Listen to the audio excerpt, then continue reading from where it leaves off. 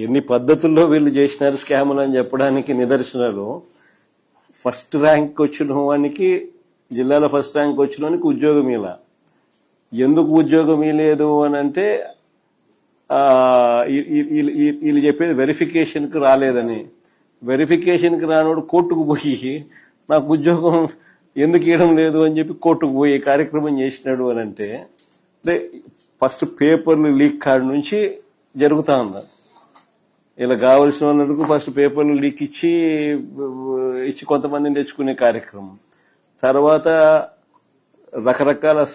పిచ్చి పిచ్చి జియోలు ఇచ్చి ఎలాంటి క్వాలిఫికేషన్ అవసరం లేదు అని చెప్పి ఏకంగా జియోలు ఇచ్చి జియో నెంబర్ అనేది 447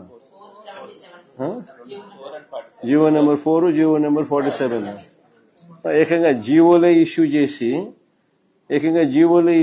గేట్లు ఎత్తడము గేట్లు తీసేయడము ఆ పద్ధతిలో కూడా మళ్ళీ తీసుకొచ్చే కార్యక్రమం చేయడంతో గందరగోళం క్రియేట్ చేసినాము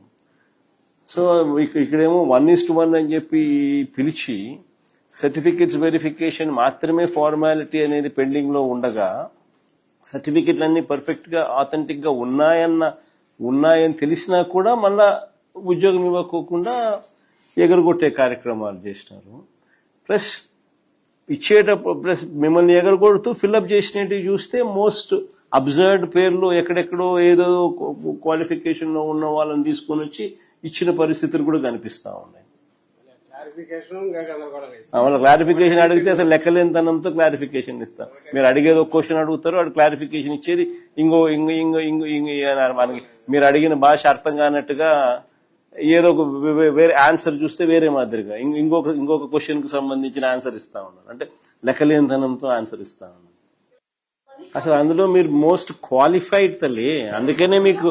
మీరు క్వాలిఫైడ్ కాబట్టి మీకు కాల్ లెటర్లు వచ్చినాయి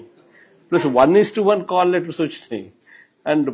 ఒక ఫార్మాలిటీ మిగిలిపోయింది ఏంటంటే వెరిఫికేషన్ ఆఫ్ సర్టిఫికెట్స్ అని మాత్రమే ఫార్మాలిటీ ఆ సర్టిఫికెట్లు వెరిఫికేషన్ లో మీరు జెన్యున్ ఆథెంటిక్ అని తేలితే అసలు వాట్ ఈస్ ద ఇష్యూ ఉండకూడదు కానీ అయినా ఇష్యూస్ తీసుకొస్తా ఉన్నారని అంటే బికాస్ వీళ్ళంతా దీని సిస్టమ్ ను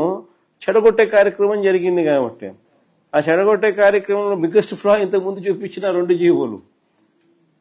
అసలు జీవోలు ఎట్లా బుద్ధునుడు ఎవడో ఎట్టిచ్చినాడో నాకు అర్థం కాని ఉన్నది అసలు క్వాలిఫికేషన్ లేకుండా స్పోర్ట్స్ కోటా పేరుతో టీచింగ్ ఉద్యోగాలు ఇస్తారంట మ్యాథ్స్ ఫిజిక్స్ సైన్స్ బయాలజీ ఇతడి ఏ రకంగా నీకు క్వాలిఫికేషన్ లేకుండా ఏ రకంగా టీచ్ చేస్తారు ఆ స్పోర్ట్స్ సర్టిఫికెట్ లో కూడా మళ్ళా ఫేక్ సర్టిఫికెట్లు